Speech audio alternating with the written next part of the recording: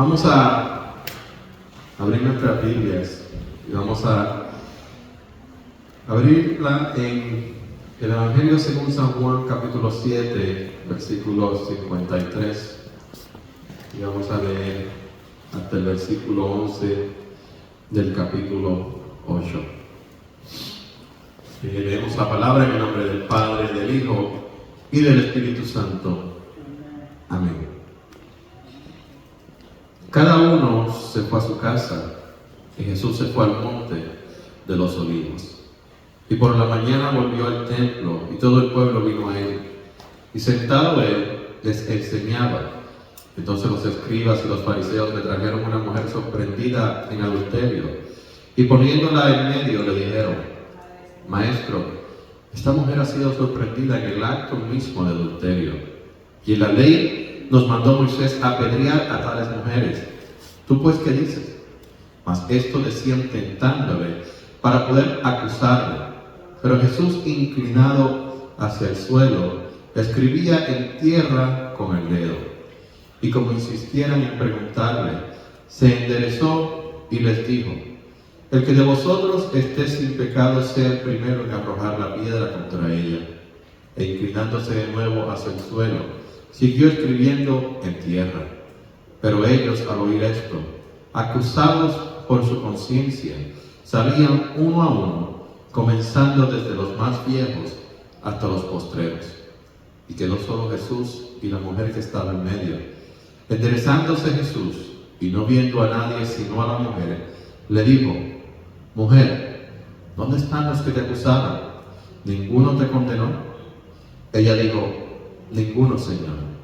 Entonces Jesús le dijo: Ni yo te condeno. Vete y no peques más. Padre, te damos las gracias por esta oportunidad de predicar tu palabra. Y te pido, mi Señor, que sea tu Espíritu Santo hablándonos a cada uno de nosotros en esta noche.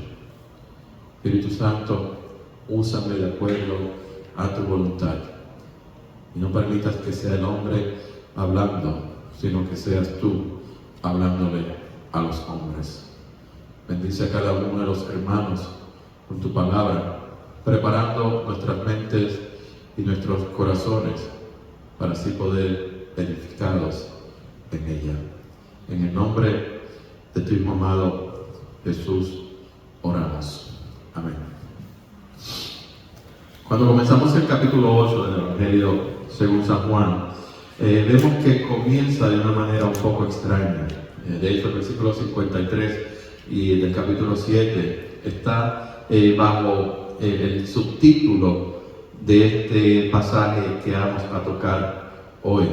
Así que cuando leemos el versículo 53 del capítulo 7 junto con el versículo 1 del capítulo 8, pues lo que estamos viendo es una continuación del capítulo 7. Si recuerdan, en el capítulo anterior Jesús tenía una confrontación con los judíos, y después de esta confrontación nos dice la palabra que cada uno se fue a su casa refiriéndose a los judíos. Pero Jesús, que era el Hijo del Hombre, que no tenía dónde poner su cabeza para descansar, se fue al monte de los Olivos, probablemente junto con sus discípulos.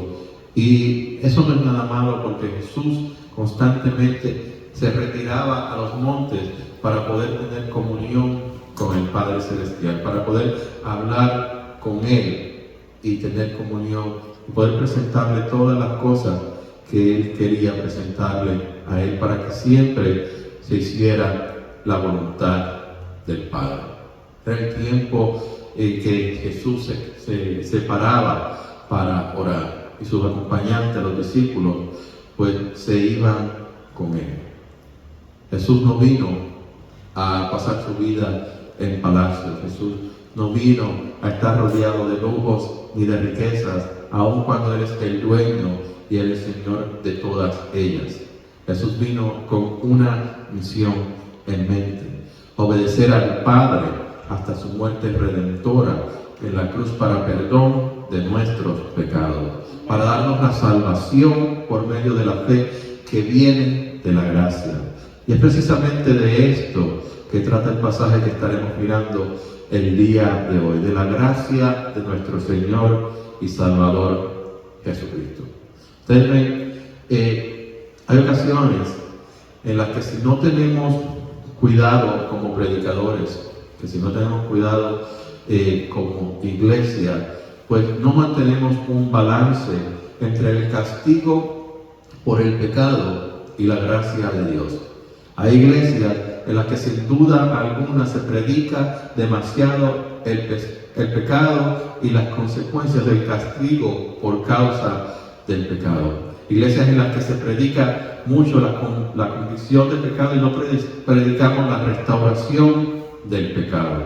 Como resultado, muchas veces las personas van a la iglesia ese día, escuchan el mensaje y se van sintiendo culpabilidad y vergüenza por las cosas que han hecho en su vida sin verdaderamente entender cómo recuperarse o superar esta culpabilidad y esta vergüenza. Es este tipo de iglesia, en este tipo de iglesia lamentablemente Dios es presentado más como un verdugo que como un Dios misericordioso. Por el otro lado, las iglesias que tienden a predicar la gracia demasiado y no predican el pecado lo suficiente, pues convenientemente saltan los pasajes de la Biblia que nos hablan del pecado y de las consecuencias que el pecado trae a nuestra vida. Este es el tipo de iglesia cuyo mensaje constante es: Dios es amor, y Dios es un Dios de amor y es un Dios de gracia. Y por lo tanto, ya que Dios es un Dios de gracia, Él tolera el estilo de vida que yo decido vivir, y por eso es que continuamos viviendo de la manera que vivimos, como si eso es lo que significara la gracia de Dios. El gran problema con esto es que vemos a Dios como nuestro amigo, que no importa lo que hagamos, Él se va a reír de nuestras gracias y nunca nos juzga por nuestras malas acciones. Yo no sé si usted aprecia lo que estamos haciendo aquí en esta iglesia, pero yo les digo que el predicar la Biblia, libro por libro, capítulo por capítulo, versículo por versículo, es algo sumamente hermoso porque nos obliga a predicar esos pasajes difíciles que normalmente pasamos por alto por la severidad que encontramos en sus palabras. No hay escapatoria de los pasajes que nos hablan del pecado y de las consecuencias del pecado, pero tampoco hay escapatoria de los pasajes que nos hablan de la gracia, del amor y misericordia de Dios. Y en estos pasajes encontramos la manera para poder superar el pecado y la vergüenza asociada con el pecado. Hay un balance perfecto cuando predicamos la Biblia de la manera que la estamos predicando en esta iglesia. Y esta historia que estaremos mirando hoy es una de esas que nos habla de la gracia de Dios y cómo superar el pecado y de la vergüenza que cargamos por causa del pecado en nuestras vidas. Y para esto, antes de comenzar a desempacar este pasaje como tal, creo que debemos entender algo acerca de la gracia. ¿De qué hablamos nosotros cuando hablamos de gracia? La primera vez que encontramos la palabra gracia en la Biblia es en Génesis capítulo 6, versículo 8, cuando se nos dice: pero Noé halló gracia ante los ojos de Jehová. Vemos la palabra pero al principio de esta oración, que marca un contraste entre Noé y la cultura de los tiempos de Noé. Dice: pero Noé, a diferencia del resto de la cultura malvada de aquella época, él encontró gracia ante los ojos de Jehová. Porque aquellos eran tiempos malos, en los que la gente era extremadamente mala, era extremadamente malvada. La maldad estaba a tal nivel que Dios decidió que era necesario hacer un juicio sobre toda su creación, con la excepción de Noé Noé y los miembros de su familia inmediata. Por eso es que dice, pero Noé. Porque Noé, ante los ojos de Dios, era un hombre justo y él había hallado gracia ante los ojos de Jehová. Y por esta gracia, y de la manera que esta gracia fue manifestada, pues Dios preservó a Noé y su familia de los juicios de Dios, haciéndolo así beneficiario de esta gracia al no morir en el diluvio. Y luego la última vez que encontramos la palabra gracia en la Biblia es en Apocalipsis 22:21, donde la Biblia cierra con este verso: la gracia de nuestro Señor Jesucristo sea con todos vosotros. Amén. Esa es la manera en que Dios firma la revelación y termina la Biblia, diciéndonos, reciban mi gracia, que es la gracia del Señor Jesucristo. Así que gracia es una palabra importante y una doctrina importante para nuestra fe. De hecho, cuando unos eruditos se preguntaban en qué se diferenciaban su religión en cuestión de las otras, ellos miraban que todas eran sumamente parecidas, todas tenían los mismos objetivos. Pero vino el predicador, el príncipe de los predicadores, conocido como Charles Spurgeon, y dijo: esto es fácil. El cristianismo es diferente, nuestra fe en Cristo es diferente, porque tenemos la gracia de Dios. Esto es algo que todos nosotros necesitamos, lo sepamos o no. Es algo que merece mucha importancia, lo reconozcamos o no.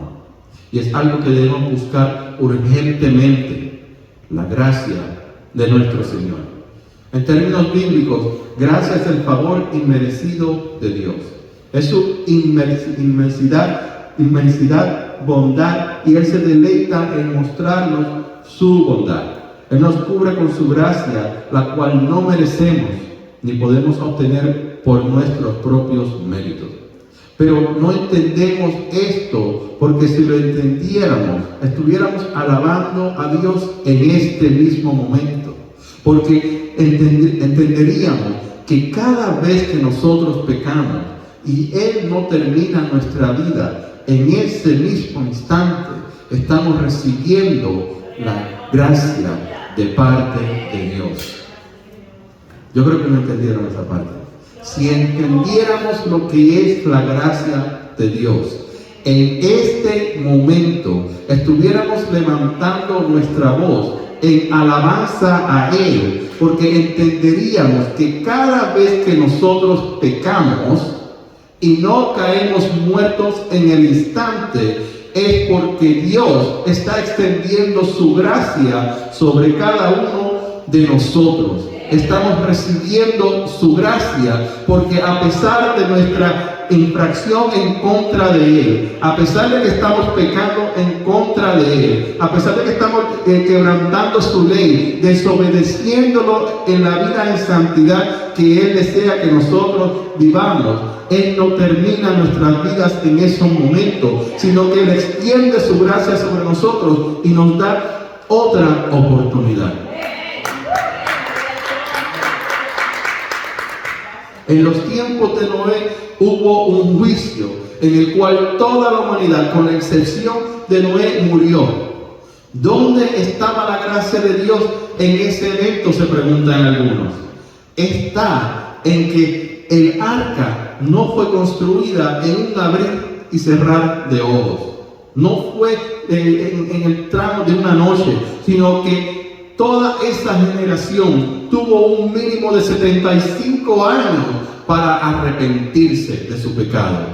Ustedes ven, el arca no fue solo para aquellos animales, para que aquellos animales se preservaran para un nuevo comienzo.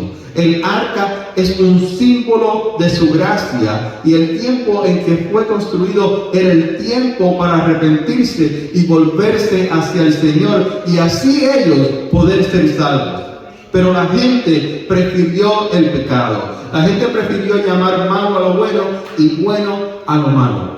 y no tomaron ventaja de esa gracia que el Señor estaba extendiendo durante ese periodo. Dios es misericordioso. Dios es paciente con nosotros porque no nos mata en el momento en que nosotros pecamos, sino que nos da tiempo para que reconozcamos nuestra condición y nos volvamos a Él, que es el único que puede ayudarnos. ¿Quiere Dios que todos sufran y mueran? ¿O quiere Dios que todos se arrepientan, reconozcan a Jesucristo como su Salvador y reciban vida eterna a cambio? La respuesta es fácil. Él desea que todos lleguemos a un punto de arrepentimiento en nuestras vidas y reconozcamos el pecado en nuestras vidas y nos volvamos hacia Él. Esa oportunidad que Él extiende hacia nosotros, los pecadores, esa es su gracia. Pero muchos continúan abusando de la paciencia y bondad del Señor. Muchos continúan rechazando la gracia de Dios, por la cual podemos llegar a ser perdonados por nuestros pecados y restaurados de nuestra condición pecaminosa, de nuestra culpa y de nuestra vergüenza. La gracia de Dios nos salva por medio de la fe en Jesucristo. Y es la razón por la que podemos tener la esperanza de que estaremos en el cielo un día con Jesús. Y hay algunos aspectos importantes de esta gracia. Número uno, la gracia es uno de los atributos de Dios. Dice el Salmo 145:8, ciertamente clemente y misericordioso es Jehová, lento para la ira y grande en misericordia. Entendamos entonces que la gracia de Dios está asociada con su misericordia. La gracia de Dios está asociada con su amor, está asociada con su compasión por cada uno de nosotros. Número dos, la gracia está personificada en la persona del Hijo. La gracia está personificada en Jesús.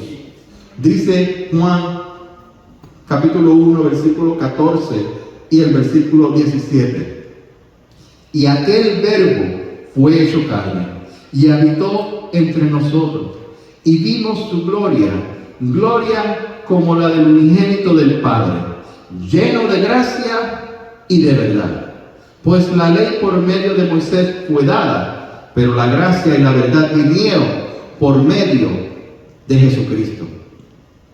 La gracia es la base de nuestra salvación por medio de la fe en Jesucristo, tal y como lo dice en Efesios 2, versículos 7 al 9. Para mostrar en los siglos venideros las abundantes riquezas de su gracia en su bondad para con nosotros en Cristo Jesús. Porque por gracia sois salvos por medio de la fe. Y esto no de vosotros, pues es don de Dios, no por obras, para que nadie se gloríe.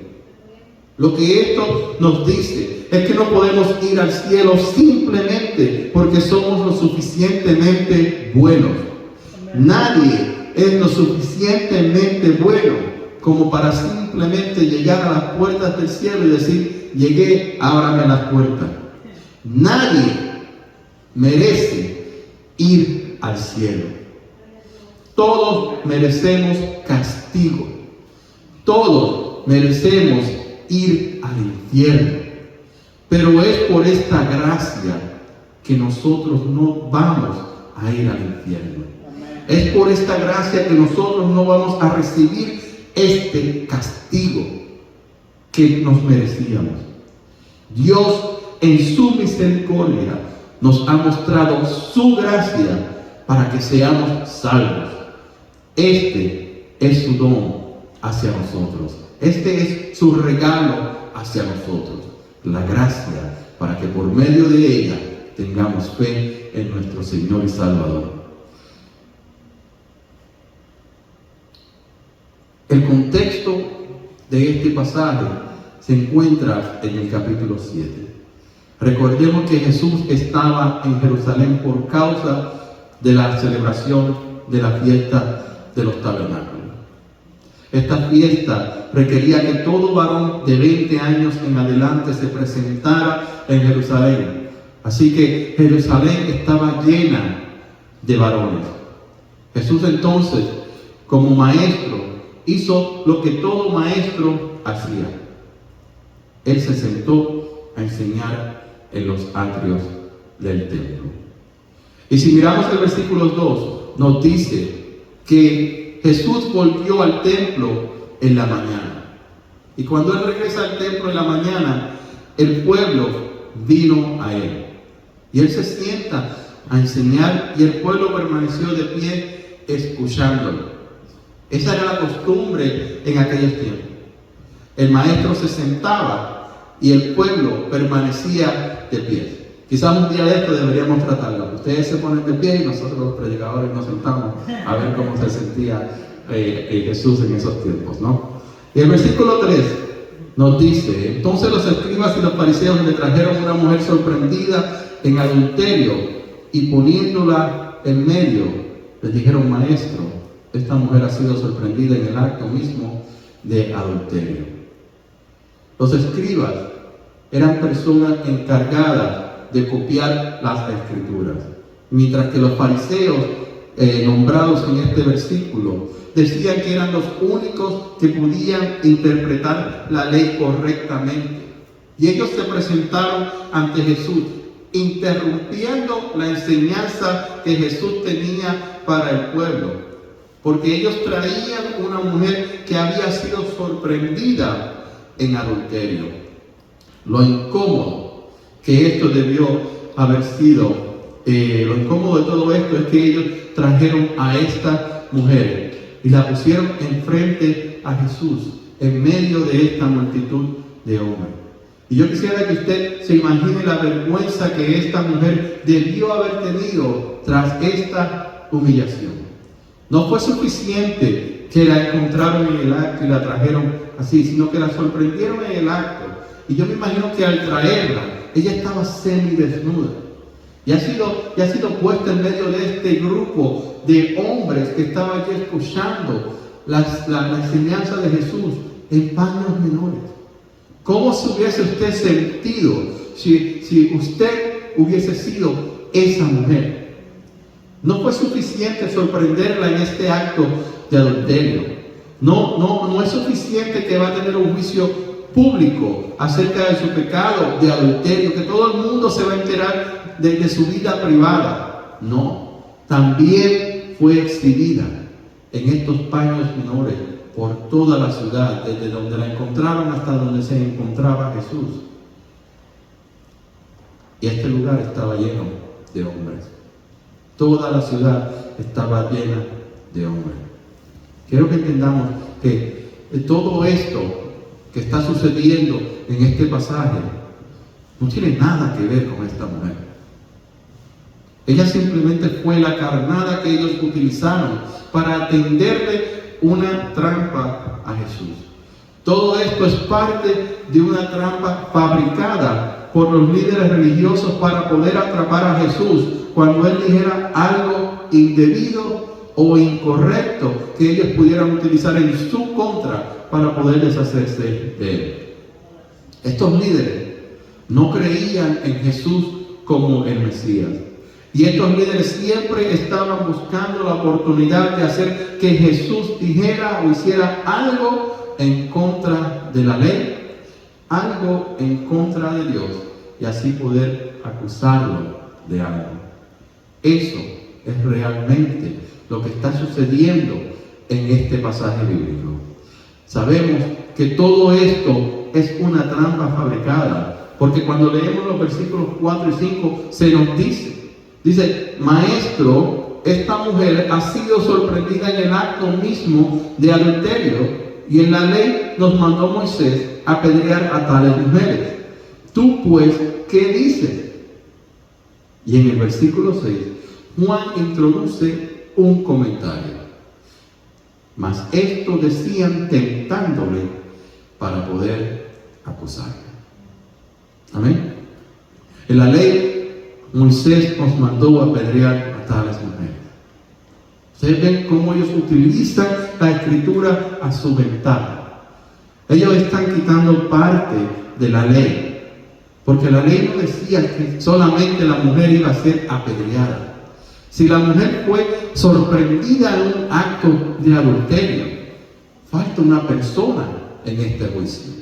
Falta una persona clave en todo esto. ¿Dónde está el hombre con quien ella fue sorprendida en el pecado, en el acto de adulterio? Él también debió haber sido enjuiciado. Él también debió haber sido apedreado. Pero en todo esto, Él no aparece.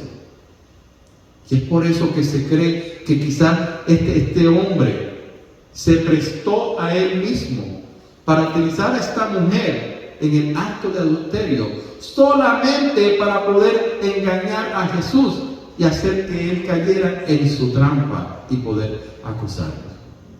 Hasta ese punto ha llegado la maldad de estos hombres, líderes espirituales del pueblo, solamente porque ellos no pueden aceptar la evidencia que está delante de ellos, de que Jesús es el Mesías, de que Jesús es el Hijo de Dios, de que Jesús es aquel que podrá traer salvación a ellos. Y por esta razón ellos tuercen la ley y dicen: Moisés mandó a apedrear a tales mujeres. Tú pues, ¿qué dices? Pero Juan nos dice: todo esto era una trampa. Y podemos ver que Jesús no está cayendo en su trampa. Jesús está entendiendo todo lo que está sucediendo en este momento. Jesús ya vio lo que ellos están tratando de hacer. Y Juan continúa el versículo 6 diciéndonos: pero Jesús, inclinado hacia el suelo, escribía en tierra con el dedo. Jesús, inclinado hacia el suelo, escribía en tierra con el dedo. Y aquí, en este versículo, en esas palabras, ha existido siempre mucha especulación. ¿Qué escribía Jesús? Algunos dicen: Jesús escribía los nombres de cada uno de ellos. Jesús escribía lo que les iba a pasar a ellos si continuaban con su conducta. Y si nos ponemos a pensar, Jesús es Dios. Esta es la única vez que se nos dice que Él estaba escribiendo algo. En la Biblia se nos dice solamente una vez que Dios escribió algo con su dedo. Éxodo capítulo 31, versículo 18. Amén. Nos dice que Dios escribió en 2 tablas con su dedo cada uno de los mandamientos. Amén. ¿Qué escribía Jesús en la tierra con su dedo en este momento? Nadie sabe.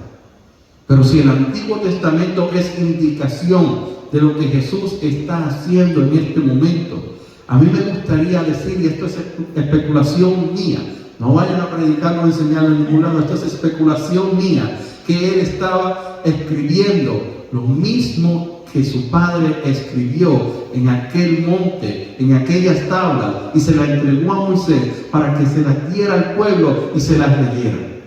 Porque la ley fue dada para que nosotros reconozcamos la condición en la que vivimos. La ley fue dada para que nosotros reconozcamos el pecado en nuestras vidas. La ley fue dada para que miremos cómo el pecado sigue aumentando y aumentando. Pero Jesucristo vino para mostrarnos que no hay pecado más grande que la gracia de Dios. La gracia de Dios, nos dice en Romanos 5:20, es mucho más superior, es mucho más grande, es mucho más poderosa que el pecado que vive, que existe en este mundo. Y nos dice el versículo 7, como insistieran en preguntarle, él se enderezó y les dijo: el que de vosotros esté sin pecado, sea el primero en arrojar la piedra contra ella. Porque Jesús escribía en la tierra y ellos podían leerlo. Y las palabras que él declara: el que de vosotros esté sin pecado, sea el primero en arrojar la piedra contra ella, nos dice que lo que ellos preguntaban acerca de la ley de Moisés, ¿qué dices tú acerca de esta mujer sorprendida en adulterio? Pues ya estaba decidido en su mente. Ustedes ven, la trampa era que si Jesús decía, no, déjenla ahí, pues iban a decir, no, pero tú estás desobedeciendo la ley de Moisés. Tú no estás siendo obediente a lo que Moisés por tantos siglos nos ha venido enseñando. Que el castigo que esta mujer se merece por causa de su pecado no debe ser aplicado a ella. Tú deberías ser apedreado. Pero si Jesús dice, no, pues si la ley dice que hay que apedrearla, pues vamos a apedrearla. Ellos entonces tienen la oportunidad de ir a las autoridades romanas y decir, este hombre quiere tomar la justicia en sus manos. Porque aunque ellos podían practicar su religión libremente, ellos no podían tomar decisiones de esa índole sin el permiso de los romanos, sin el permiso de los gobernadores romanos. Solamente los romanos podían ejecutar a alguien. Así que ellos están pensando, Jesús se encuentra contra la espada y la pared. Lo tenemos atrapado. De esta, él no se salva. Vamos a ver qué dice él en cuanto a este caso. Pero Jesús ya lo tenía decidido. Jesús está diciendo, yo elijo la ley de Moisés. Esta mujer se merece ser apedreada. Pero ya que esto es una trampa, ya que solamente está la mujer y no sabemos dónde está el hombre, déjenme decirles algo. Si usted está libre de pecado, sea usted quien tire la primera piedra contra ella. Sea usted el primero en apedrearla. Sea usted el primero en ir quitándole la vida a ella. Ustedes ven, la gracia de Dios, cuando pensamos en gracia, usualmente pensamos de una manera vertical, del cielo hacia nosotros. Pero la gracia debe ser extendida de nosotros a nuestro prójimo. Y estos hombres religiosos no están mostrando ningún tipo de gracia hacia el prójimo. Ellos tomaron a esta mujer, le tendieron una trampa a ella para poder ponerle una trampa a Jesús. La están utilizando como una carnada. Y no estoy diciendo que la mujer no tenía pecado alguno. Ella estaba pecando. Eso es un asunto aparte en el cual Jesús va a enfrentarlo, a confrontarlo en unos momentos. Pero el problema aquí son estos hombres que están haciéndole esto injustamente a esta mujer. Ellos quisieron involucrarse con otro hombre para que cometiera adulterio. Están poniendo el pie para que ella pecara. Y solamente porque el odio, el rechazo, el rencor que ellos tienen en contra de Jesús los motiva a ellos a hacer que esta mujer peque y que todo el pueblo se entere del pecado que hay en su vida. Es una humillación sumamente grande para ella, pero nos habla de la maldad del hombre. No hay gracia para ellos, no hay compasión en cada uno de ellos. Y muchas veces nosotros mismos, hoy día como iglesia, caemos en este error No sabemos tener gracia con los demás. No sabemos extender esa gracia que ha sido extendida hacia nosotros en algún punto de nuestras vidas, sino que simplemente juzgamos a los demás constantemente. Señalamos, los humillamos, le tendemos el pie, le ponemos el pie para que caigan, para que tropiecen. Eso no es lo que debemos estar haciendo nosotros como iglesia. Nosotros debemos entender que nosotros también somos pecadores y que Dios extendió su gracia sobre nosotros para que vivamos una vida en santidad, una vida diferente. A eso es que la iglesia ha sido llamada, a mostrar compasión con el prójimo, a entender que nosotros tenemos algo, tuvimos algo que no nos merecíamos. Los judíos fueron dados la ley, a ellos se les dio las mismas palabras de Dios para que se las enseñaran a todo el mundo. Y esta no es la manera de enseñarle al mundo cómo deben vivir de una manera agradable a Dios. Así que Jesús nos confronta a ellos. Yo estoy de acuerdo. Hay que cumplir la ley de Dios, la cual le fue dada a Moisés, la cual ustedes dicen que ustedes viven, que ustedes obedecen en todo tiempo. Pero yo les digo esto: si usted está libre de pecado, si usted nunca ha cometido un pecado en su vida, si no hay razón para que sea usted quien esté en esa posición para recibir las piedras que les van a lanzar, entonces usted sea el primero en levantar la piedra y arrojársela en contra de ella. ¿Y qué hizo Jesús? Se inclinó una vez más hacia el suelo y siguió escribiendo. Siguió escribiendo. Porque recordemos que los 10 mandamientos son solamente la base para nuestra conducta moral. Pero son un total de 613 leyes que Dios dio. Y aquel que dice que ha cumplido con toda la ley, pero quebranta una sola de esas leyes, ha quebrantado toda la ley. Y ellos al escuchar las palabras de Jesús, fueron acusados por su conciencia. En ese momento ellos reconocieron que ellos en realidad merecían recibir esas piedras, que ellos debían haber sido los que debían haber sido enjuiciados, que debían sido apedreados, que debían ser dados muerte. Y como no había entre ellos ni uno solo que no hubiese cometido un pecado, fueron soltando las piedras y se fueron dispersando, se fueron apartando de la situación. Ni uno solo fue digno de decir: yo no he pecado, porque la realidad del caso es que todos hemos pecado. Todos hemos pecado.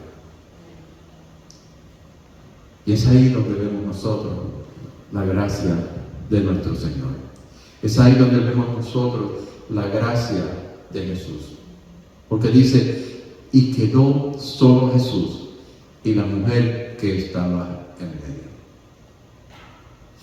Fue el momento del encuentro con Jesús que todos nosotros tuvimos en algún punto de nuestras vidas. Es por eso que nos encontramos el día de hoy aquí presentes, alabándole y bendiciendo su santo nombre, agradeciéndole por su misericordia, por su amor, por su bondad, por la gracia que nos ha dado para que tengamos fe en Jesús como nuestro Salvador. Salvador de la ira venidera que nos merecíamos. De eso es que nos estamos salvando, de recibir la ira de Dios. De eso es que Jesús nos salvó al morir en la cruz del Calvario, cargando cada uno de nuestros pecados. No diga simplemente que es para el perdón de nuestros pecados que Jesús murió. Es para que entendamos que había un juicio en contra de nuestras vidas y era un juicio merecido. Un juicio en que no era favorable para nosotros.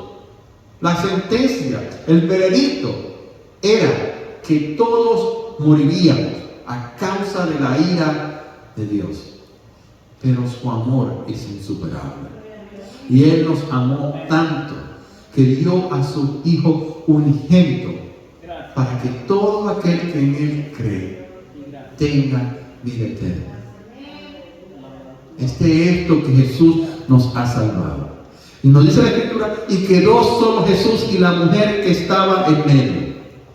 Enderezándose Jesús, y no viendo a nadie, sino a la mujer, le dijo: mujer, ¿dónde están los que te acusaban? ¿Ninguno te condenó?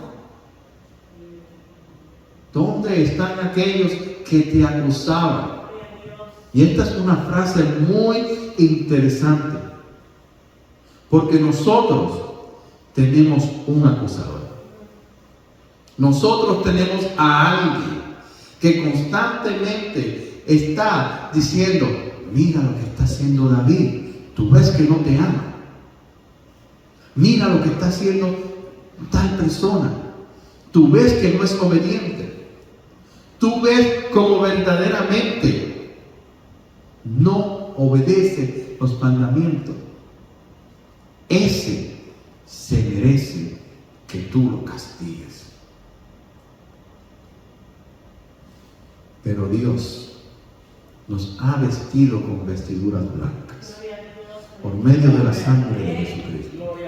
Y cuando ese acusador nos señala, Él dice: este es mi Hijo amado, y Él ha tenido fe en mi Hijo Jesucristo, y Él está cubierto con su sangre. Por lo tanto, esas acusaciones que tú estás haciendo, las estás haciendo en contra de mi Hijo, quien nunca ha cometido pecado y te ha vencido en la cruz del Calvario. Diablo, vete a otro lado a acusar a mis hijos. Tú no tienes parte ni suerte con ninguno de ellos. Ese acusador está fuera de tiempo en contra de nosotros, que hemos aceptado a Jesús como nuestro Salvador, que hemos recibido su gracia. Jesús es el único que puede acusarnos a nosotros de algo, porque a Él se le ha dado toda autoridad y Él es quien nos juzgará. La palabra nos dice muy claramente: en estos tiempos Jesús no vino a juzgarnos, pero en un tiempo futuro ese tiempo será un tiempo de juicio, y el juez es aquel que un día nos ha salvado. ¿Dónde están los que te acusaban? ¿Dónde están aquellos que dicen que son hijos de Abraham? Y como veremos en el libro, si no lo hemos pasado todavía, en realidad son hijos del diablo, porque las obras de Satanás son las que están haciendo. Esta no es la conducta de un verdadero judío que es temeroso de Dios, obediente a la ley. Esta es la conducta de uno que pretende ser religioso, tener una relación con Dios, pero en realidad está actuando en nombre del diablo. Y Jesús le pregunta: ¿ninguno te condenó? Ninguno, Señor. Porque es que ninguno está libre de pecado. No hay ni un solo justo. No hay ninguno que nunca haya cometido un pecado. Entonces le dice Jesús: yo tampoco te condeno. Yo tampoco te condeno. Y entendamos que Jesús no está tolerando el pecado de ella, pero Él no la está condenando en ese momento. Jesús está extendiendo su gracia y le está dando una segunda oportunidad. Y lo que ella debe hacer con esa segunda oportunidad es lo mismo que cada uno de nosotros debemos hacer con la oportunidad que Dios nos está dando. No peques más. Vive una vida en santidad. Vive una vida agradable a mí. Porque ya mi Hijo ha dado su vida por ti. No desperdicies esta oportunidad, este tiempo de la gracia. Porque llegará el día en que esa gracia pues ya no existirá. Será el día de juicio, será el día de castigo, será el día en que verdaderamente miremos cómo la ira de Dios es desatada sobre todos aquellos que no han querido cambiar su estilo de vida, que no han querido arrepentirse, que no han querido aceptar a Jesús como el único que puede perdonar nuestros pecados.